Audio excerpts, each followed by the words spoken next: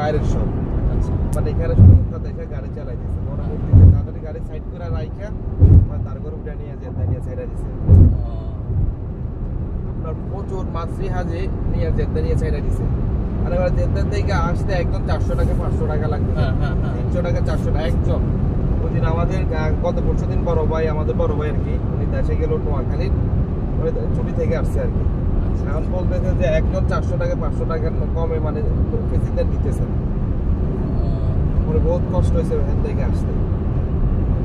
ওই কালকে শুনলাম ওই নোয়াখালী যে একজনের সঙ্গে পরিচয়, মানে পাশে যে বাসায় আমরা ছিলাম তার পাশেই থাকে, দোকান আছে এখানে কচুয়া, নোয়াখালী কচুয়াতে বাড়ি আছে। কচুয়া কি নোয়াখালী না কুমিল্লা? না না না, কচুয়া হচ্ছে যে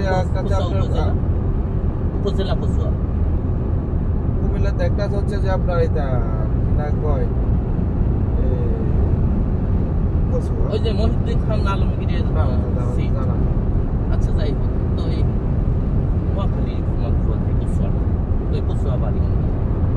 ওই বলছে যে ওনারা পরিচিত একজন ওইভাবে পেনশন হয়ে যাচ্ছিল, তুলে নিয়ে যেতে যে ছেড়ে দিচ্ছে, তখন আর এক রাস্তা দিয়ে পয়সা খরচ করে এসে এখন তো আরো বেশি লাগতেছে, তাদেরকে ধরতেছে। এখন তো আর আপনার সময় তো সামনে আরো করা করি, তখন সামনে আরেকটা আছে চেকপোস্ট।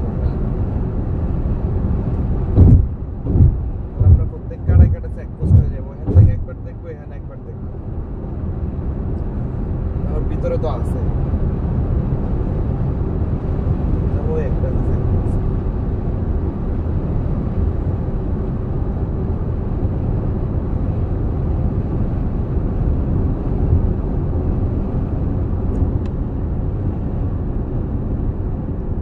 এখানে কি আপনার ফ্যামিলি সদস্য থাকে?